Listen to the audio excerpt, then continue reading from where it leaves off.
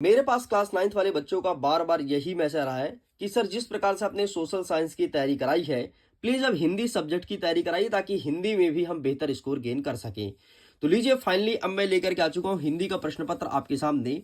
इस वीडियो में हम कवर करेंगे क्वेश्चन नंबर फर्स्ट से और आगे बढ़ेंगे इन सारे क्वेश्चंस को देखते हुए और एंड करेंगे आपके क्वेश्चन नंबर 23 तक। और अथवा सहित आंसर देखने वाले हैं, एक एक चीज को बहुत अच्छे से कवर करेंगे। हम देखेंगे कि हिंदी के पेपर में किस प्रकार से क्वेश्चंस रखे गए हैं एंड उनका सही आंसर क्या होगा। तो चलिए स्टूडेंट्स, बिना टाइम वेस्ट किए फटाफट हम करते हैं वीडियो को शुरू और देखते हैं कि हिंदी में किस प्रकार से क्वेश्चन रखे गए हैं एंड इसका सही उत्तर क्या होने वाला है। परेशान मत हो, हम इसका पीडीएफ भी आपको दे देंगे, हम आगे बताएंगे आपको सब कुछ कहां मिलेगा। देखो हिंदी का प्रश्न पत्र आपका कुछ इस प्रकार से रहेगा। जैसे ही आपको पेपर मिलता है तो सबसे पहले यहां पर आपको अपना रोल नंबर फिल करना है। इसके बाद देखिए यहाँ पर स्पष्ट रूप से लिखा है कक्षा 9वीं अर्धवार्षिक परीक्षा वर्ष 2025-26 हिंदी विषय का ये पेपर होना है। अगर आप हिंदी मीडियम के हैं, इंग्लिश मीडियम के हैं, दोनों के लिए इंपॉर्टेंट है। अगर मैं हिंदी के पेपर की बात करूं तो 75 नंबर का हमारा पेपर रहेगा और समय हमें 3 घंटे दिए जाएंगे।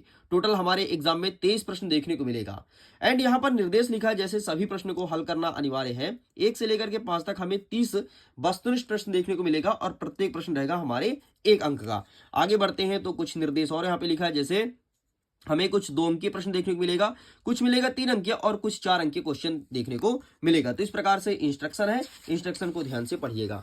यहां से हमारे क्वेश्चन स्टार्ट होते हैं। अब चलिए स्टूडेंट्स, हम फटाफट अपने सारे क्वेश्चंस को देखते हैं और देखते हैं कि क्या होगा इसका सही आंसर। हमारा पहला नंबर कह रहा है कि सही विकल्प को चुन करके लिखो। इसमें पहला नंबर कह रहा है कि कबीर दास की रचना है साकेत, बीजक, कुरुक्षेत्र, यामा। तो इसका सही आंसर हमें लगाना है ऑप्शन नंबर बा, बीजक इज करेक्ट आंसर, यही है इनकी रचना। नेक्स्ट कह रहा है कि छायावाद के प्रमुख कवि हैं। छायावाद के कितने कवि प्रमुख माने गए हैं? तो यहाँ पर छायावाद के 4 कवि प्रमुख हैं। ठीक है, वैसे अगर इन चारों में से एक की बात करूं तो जयशंकर प्रसाद और बड़े हैं, लेकिन यहाँ पर आपको 4 लिखना है। नेक्स्ट कह रहा है कामयानी क्या है? क्या कामयानी क्या खंड काव्य है, महाकाव्य है, मुक्तक काव्य है? इनमें से कोई नहीं। तो इसका सही आंसर हमें लगाना है कामयानी है आपका महाकाव्य, अर्थात ऑप्शन नंबर बा सही उत्तर हो जाएगा। नेक्स्ट कह रहा है विभावानुभाव संचारी संयोग दशा निष्पत्ति यह सूत्र किसका है?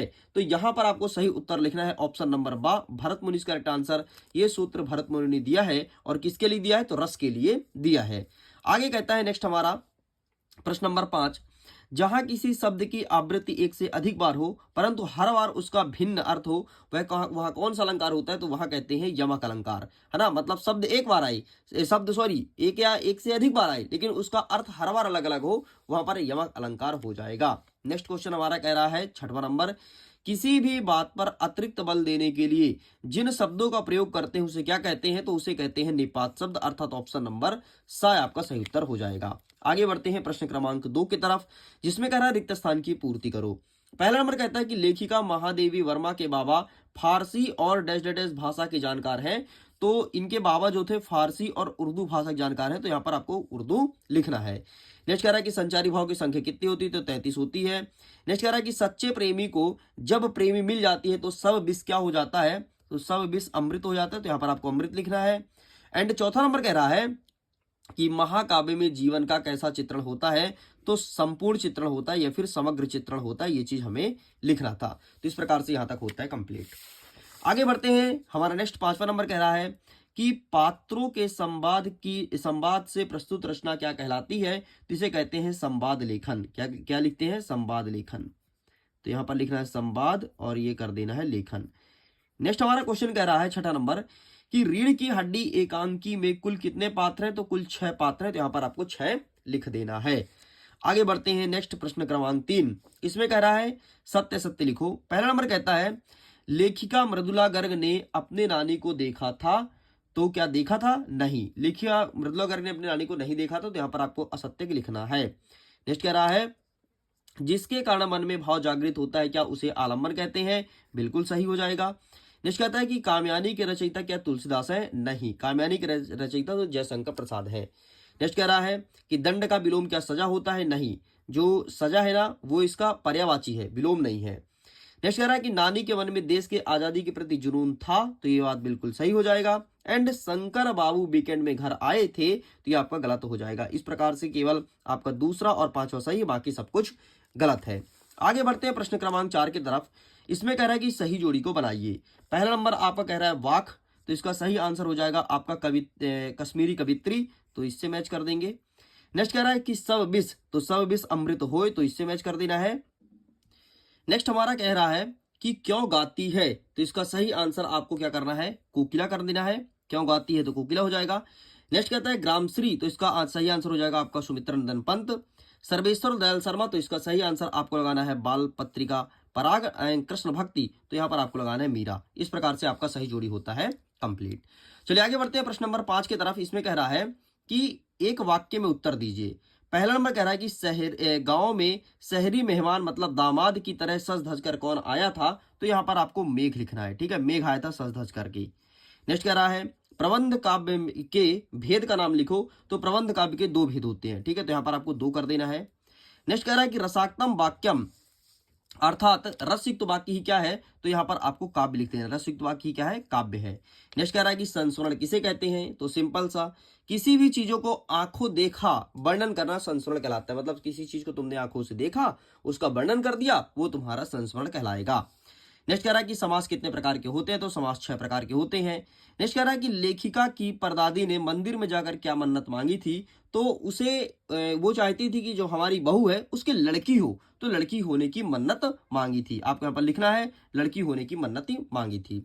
इस प्रकार से जितने भी वस्तुनिष्ठ प्रश्न होते हैं वो सब होता है कंप्लीट। अब हम कवर करेंगे अपने 2 अंक के क्वेश्चंस को और देखते हैं 2 नंबर के क्वेश्चंस किस प्रकार से रहने वाला है। यहां से स्टार्ट होता है। प्रश्न नंबर 6 कह रहा है कि कोयल की कूकू सुनकर के कवि माखनलाल चतुर्वेदी की क्या प्रतिक्रिया थी, और अथवा कह रहा है कि प्रबंध काव्य के 2 भेद का नाम लिखो। आइए देख लेते हैं कि इसका सही आंसर क्या हो जाएगा। तो इसके लिए हमें देखना पड़ेगा अपने बुक में। एंड ये रहा तुम्हारे सामने माखनलाल चतुर्वेदी का आंसर। Take a screenshot. आगे देख लेते हैं इसके अथवा जो पूछा गया है, तो ये रहा इसका आंसर। ठीक है, तो अथवा वाले का भी फोटो खींच सकते हैं। ठीक है, प्रबंध काव्य ना, ये रहा। चलो साइड करते हैं। नेक्स्ट कह रहा है हमारा प्रश्न क्रमांक 7 कि छंद किसे कहते हैं और छंद के प्रकार बताना है। ठीक है, तो आइए देख लेते हैं कि छंद क्या होता है, छंद कितने प्रकार के होते हैं। तो ये रहा तुम्हारे सामने छंद और छंद के प्रकार। ठीक, तो 2 प्रकार का होता है, एक होता है मात्रिक, दूसरा होता है वार्णिक। इसको डिटेल भी करनी पड़ेगी एंड इस प्रकार से आपको लिखना है। चलो आगे बढ़ते हैं। Next question. नेक्स्ट इसी का अथवा कह रहा है कि मानवीकरण अलंकार को परिभाषित करना है। ठीक है, क्या होता है मानवीकरण अलंकार, तो आइए देखते हैं इसका सही आंसर क्या हो जाएगा। तो ये यहां पर लिखा है, तो टेक अ स्क्रीनशॉट। चलो आगे बढ़ते हैं। नेक्स्ट कह रहा है कि कवि रसखान और माखनलाल चतुर्वेदी के कला पक्ष और 2 विशेषताएं लिखनी है। तो आइए दिखा देते हैं इसका सही आंसर क्या होगा। वैसे इसका सही आंसर मैं आपको दे दूंगा पीडीएफ के थ्रू, तो पीडीएफ में दे दूंगा डिस्क्रिप्शन बॉक्स से, तो वहां से भी देख लेना। लेकिन यहाँ पर मैं दिखा देता हूँ। ठीक है, रसखान पूछा है और माखनलाल चतुर्वेदी ना, तो ये रहा आपके सामने रसखान। ठीक है, तो ये चुपचाप लिख देना है। एंड ये रहा माखनलाल चतुर्वेदी। अगर इससे भी छोटा चाहिए तो लिंक डिस्क्रिप्शन बॉक्स में दिया गया है, सभी कवि का मैंने खुद लिखा है शॉर्ट ट्रिक से, वो भी देख सकते हो। आगे 9वां नंबर कहता है कि गोलंबर के पास जनसंपर्क की गाड़ी क्या ऐलान कर रही थी, और अथवा कह रहा है कि सवैया को परिभाषित करना है एग्जाम्पल सहित। आपके सामने 9 का अथवा वाला, तो आप इसका भी स्क्रीनशॉट ले लीजिए। चलिए आगे बढ़ते हैं। नेक्स्ट प्रश्न क्रमांक 10 कह रहा है कि भक्ति काल के 2 कवि का नाम बताना है और उनकी रचनाएं बतानी है। अथवा कह रहा है कि छायावाद के 2 प्रमुख विशेषताएं लिखिए। तो ये रहा आपके सामने 10वें नंबर का उत्तर। ठीक है, भक्ति काल का आंसर ऊपर दिया गया है। ठीक है, ये लिख देना। एंड छायावाद की विशेषताएं ये रहा, तो आप इसका भी फोटो क्लिक कर लीजिए। चलो आगे बढ़ते हैं। नेक्स्ट प्रश्न क्रमांक 11 कह रहा है कि किस शासन की तुलना तम के प्रभाव से की गई है और क्यों। इसी के अथवा कह रहा है कि कबीर दास जी के शिल्प सौंदर्य की 2 विशेषताएं बतानी है। तो आइए देख लेते हैं 11 का सही उत्तर क्या हो जाएगा। तो सबसे पहले देख लेते हैं किसकी तुलना तम से की गई है। ठीक, एंड ये रहा है आपके सामने। ठीक है, तो आप इसका स्क्रीनशॉट ले लो, ये नीचे वाला लिखा है ना, बस यही पूछा है। चलो आगे बढ़ते हैं। नेक्स्ट कह रहा है प्रश्न क्रमांक 12 कि भक्ति काल को स्वर्ण युग का काल क्यों कहा जाता है, और अथवा कह रहा है कि नई कविता के 2 कवि और उनकी एक रचनाएं बतानी है। तो आइए देखते हैं कि भक्ति काल को स्वर्ण युग का काल क्यों कहते हैं और नई कविता की 2 रचनाएं क्या हो जाएगा। तो ये रहा तुम्हारे सामने, भक्ति काल को स्वर्ण युग का काल क्यों कहा जाता है। ठीक है, आप इसका स्क्रीनशॉट ले लो। एंड ये रहा आपके सामने नई कविता। नई कविता की विशेषताएं और कवियों का नाम भी लिखा है, तो आप एक साथ स्क्रीनशॉट ले लीजिए। आगे बढ़ते हैं। नेक्स्ट प्रश्न क्रमांक 13 कह रहा है कि रस कितने प्रकार के होते हैं, उसका स्थायी भाव लिखना है। और अथवा कह रहा है कि कवि के अनुसार हथकड़ी को गहना क्यों कहा जाता है, ये प्रश्न पूछा है। तो आइए देख लेते हैं फटाफट इसका सही आंसर क्या हो जाएगा। सबसे पहले हम देख लेते हैं कि रस कितने प्रकार के होते हैं, फिर आगे के आंसर्स को कवर करेंगे। तो ये रहा आपके सामने आंसर। ठीक है, ये रस के बारे में ये रहा। ठीक है, टेक अ स्क्रीनशॉट। एंड अगर तुमको स्थायी भाव प्रकार देखना है तो यहाँ पर ज्यादा अच्छे से दिया गया है। ठीक है, अब इसके बाद क्या कह रहा है कि कवि के अनुसार हथकड़ियों को गहना क्यों कहा गया है। तो ये रहा है आपके सामने, हथकड़ियों को गहना क्यों कहा जाता है। प्लीज आप इसका फोटो खींच लो। आगे बढ़ते हैं, नेक्स्ट कह रहा है 14 नंबर कि माखनलाल चतुर्वेदी को कोयल से क्या ईर्षा हो रही थी। और अथवा कह रहा है कि निबंध लेखन की दो विशेषताएं बताइए। आइए देखते हैं माखनलाल चतुर्वेदी की क्या ईर्षा हो रही थी। ठीक है, तो ये रहा है आपके सामने, आप इसका स्क्रीनशॉट ले लो। ठीक है, अब चलो आगे बढ़ते हैं, निबंध लेखन की विशेषताएं पूछा है तो ये रहा है आपके सामने। ठीक, तो आप इसका भी फोटो क्लिक कर लीजिए। निबंध लेखन की विशेषताएं, निबंध लेखन, ये रहा सबसे पहले निबंध लेखन की 2 पॉइंट एंड ये तुम्हें विशेषताएं लिखना है। ठीक है, वर्णनात्मक और विचारात्मक, ये चुपचाप लिख करके चले आना। आगे बढ़ते हैं, 15 नंबर कह रहा है कि प्रेमचंद्र जी की 2 रचना लिखते हुए भाषा शैली लिखना है। और अथवा कहता है कि राहुल संख्यात्रायण की 2 रचना लिखते हुए भाषा शैली लिखिए। प्रेमचंद्र पूछा है और राहुल संख्यात्रायण पूछा है। तो आइए देख लेते हैं प्रेमचंद्र क्या होता है। ठीक है, तो ये रहा मुंशी प्रेमचंद्र जी, प्लीज आप इसका स्क्रीनशॉट ले लो। एंड ये रहा तुम्हारे सामने। ठीक, और ये रहा। इसके बाद आपको लिखना है राहुल संख्यातायन। ठीक है, ये लिख दीजिएगा। एंड आगे बढ़ते हैं, तो ये रहा है आपके सामने, इसका भी स्क्रीनशॉट ले लीजिए। चलो आगे बढ़ते हैं, नेक्स्ट कह रहा है प्रश्न क्रमांक 16 कि यमक अलंकार का परिभाषा लिखना है उदाहरण सहित। और अथवा कह रहा है लेखक ने तिब्बत की यात्रा किस देश में की, लिखिए। तो लेखक ने तिब्बत की यात्रा नेपाल देश में की थी। तो सिंपल सा आपको यहाँ पर देश का नाम लिखना है नेपाल, ध्यान रखिएगा देश का नाम। ठीक, इस प्रकार से आपका यहाँ तक होता है कंप्लीट। हमारा 17 नंबर कह रहा है कि किस घटना ने सलीम अली की जीवन की दिशा और दशा को बदल दी थी। अथवा कह रहा है कि महादेवी वर्मा जी उर्दू फारसी क्यों नहीं सीख पाई, कारण बताइए। तो आइए देख लेते हैं फटाफट इसका सही आंसर क्या हो जाएगा। सबसे पहले हम देख लेते हैं ऊपर वाले का कि किस घटना ने सलीम अली के जीवन को ही बदल दिया था। तो ये रहा तुम्हारे सामने। ठीक, तो आप इसका भी स्क्रीनशॉट ले लीजिए। ठीक है, एंड इसके बाद क्या कहता है अथवा वाला, महादेवी वर्मा ना। तो ये रहा तुम्हारे सामने महादेवी वर्मा, इसका भी आप स्क्रीनशॉट ले लीजिए। ठीक, सो दोस्तों यहाँ पे देख सकते हैं स्क्रैच किया और 15 रुपीज। आगे बढ़ते हैं, नेक्स्ट प्रश्न नंबर 18 कह रहा है कि आपको एक काव्यांश दिया है, काव्यांश का संदर्भ प्रसंग सहित भावार्थ बताना है। ठीक है, हसमुख हरियाली से हिम आताप, ठीक है, सुख से अलसाए सो सोए, भीगी अधियाली में निस्की, तारक सपने में से खोए। ये चीज पूछा गया है। तो आइए देखते हैं कि इसका सही आंसर हमें क्या लिखना है। ये रहा तुम्हारे सामने पद्यांश एंड ये रहा तुम्हारे सामने संदर्भ प्रसंग और भावार्थ, बस इतना लिख करके चले आना है।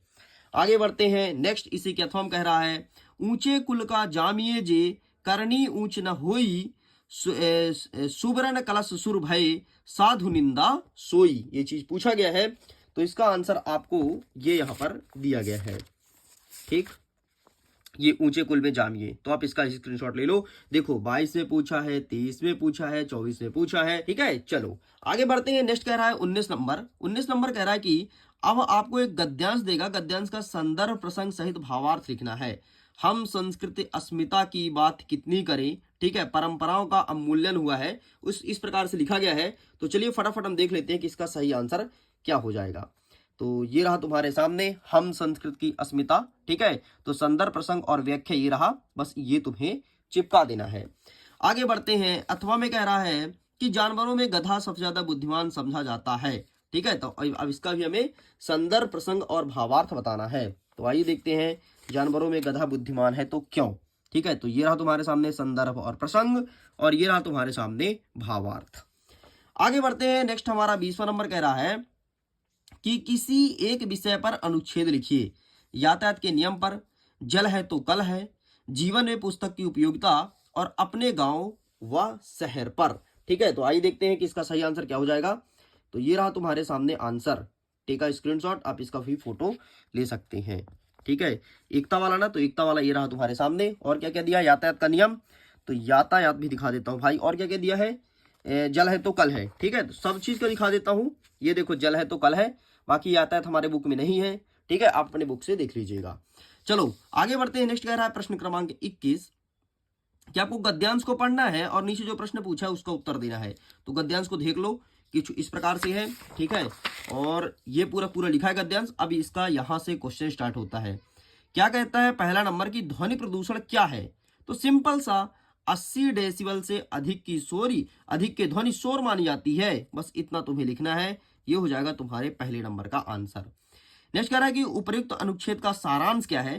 तो इसका सारांश क्या है, तो इसका सारांश सिंपल सा ये लिखना है कि अगर हम 40 डेसिबल से अधिक साउंड बजाते हैं तो वो शोर के अंतर्गत आता है, और शोर जो होता है व्यक्ति के दिमाग को और मस्तिष्क को प्रभावित करता है। अत्यधिक शोर वाले कई सारे हमारे भारत देश के बड़े बड़े महानगर हैं, जैसे कोलकाता और मुंबई और दिल्ली। बस ये तुम्हें लिख देना है, ठीक है। इसका शीर्षक क्या है, इसका शीर्षक आपको लिखना है ध्वनि प्रदूषण। क्या लिखोगे, ध्वनि प्रदूषण। बस आपको इतना चिपका देना है। आगे बढ़ते हैं। नेक्स्ट क्या कह रहा है इसी के अथवा में, दो जलबाद नाव में घर में बढ़े दाम, दोनों हाथ उछालिए यही सयानो काम। इसका मतलब ये है कि नाव में पानी बढ़ने पर क्या करना चाहिए। तो नाव में पानी बढ़ने से दोनों हाथ से उछाल करके पानी बाहर निकालना चाहिए, ये कह रहा है। घर में संपत्ति बढ़ने पर क्या बुद्धिमानी होगी। तो घर में संपत्ति बढ़ने पर यही बुद्धिमानी है कि हमें संपत्ति का सही जगह पर उपयोग करना चाहिए। ऐसे नहीं कि जिस प्रकार से हम नाव से पानी उछाल उछाल फेंकते हैं, वैसे हम संपत्ति का दुरुपयोग करें। नेक्स्ट कह रहा है कि उपयुक्त पंक्ति का भावार्थ स्पष्ट कीजिए, एंड इसका अर्थ भी पूछा गया है। तो एक बार मैं चेक कर लेता हूं, ठीक है। अगर इसका आंसर होगा तो मैं दिखा दूंगा, लेकिन इसका आंसर मेरे पास नहीं है क्योंकि ये एक बुक से नहीं आते हैं, ठीक है, बाहर से आता है पैसेज। तो अभी मैंने आपको यहाँ पर आंसर बता दिया। तो प्लीज अगर आपने फिर से सुनना है तो वीडियो को बैक करके सुन लीजिए। आगे कहता है प्रश्न क्रमांक 22, शाला त्याग प्रमाण पत्र प्राप्त करने हेतु विद्यालय के प्राचार्य के नाम पर एक आवेदन पत्र लिखना है। और अथवा कह रहा है कि अपने परीक्षा परिणाम की जानकारी देना है अपने मित्र को, और एक पत्र लिखना है। तो आइए देख लेते हैं हम इसका सही आंसर क्या हो जाएगा। तो सबसे पहले देख लेते हैं शाला त्याग प्रमाण पत्र का, ठीक है। तो इसका आंसर ये रहा है आपके सामने, ठीक। तो ये रहा शाला त्याग प्रमाण पत्र या शुल्क मुक्ति के लिए, सॉरी ये है टीसी, ठीक है। तो आप ये छाप देना। और अथवा क्या कह रहा है कि मित्र को पत्र ना, तो ये भी मैं दिखा देता हूं मेरे भाई, मित्र को पत्र। तो ये रहा है आपके सामने, ठीक, ये रहा। तो आप इसका भी स्क्रीनशॉट ले लो। चलो आगे बढ़ते हैं। नेक्स्ट कह रहा है आपका अंतिम प्रश्न, प्रश्न क्रमांक 23। अब देखो, अगर आपने 23 तक बना रहा ना तो इसके पीडीएफ को डाउनलोड कर सकते हो। पीडीएफ का लिंक दिया है वीडियो के डिस्क्रिप्शन बॉक्स में। मैंने आपसे पहले बोला था कि मैं आपको पीडीएफ बताऊंगा कहां मिलेगा, तो लिंक डिस्क्रिप्शन बॉक्स में है, जाइए जाकर के PDF question paper with solution download कीजिए। हमारा 23वां नंबर कह रहा है कि किसी एक विषय पर आपको निबंध लिखना है, 150 शब्दों में 4 नंबर का प्रश्न रहेगा। टॉपिक कौन कौन सा रहेगा, वृक्षों का महत्व, मेरी प्रिय पुस्तक, कंप्यूटर आधुनिक युग, और अनुशासन का महत्व। मैं तो कहता हूं आप ये लिखना, अनुशासन का महत्व ज्यादा सही है क्योंकि हर बार ये एग्जाम में आता है। तो एक बार याद करो, तुम्हारा काम हो जाएगा। लेकिन अगर देखना चाहते हो तो मैं एक बार दिखा देता हूं, ठीक है। ये रहा तुम्हारे सामने अनुशासन का महत्व, फटाफट आप इसका स्क्रीनशॉट ले लीजिए। इस प्रकार से स्टूडेंट्स पूरा का पूरा प्रश्न पत्र मैंने कंप्लीट कर दिया है। अगर तुम इस क्वेश्चन पेपर को बहुत अच्छे सॉल्व कर लेते हो तो लिटरली अपने एग्जाम में टॉप करने वाले हो। तो मैं वीडियो को एंड करता हूं। थैंक्स फॉर वॉचिंग, खुश रहिए।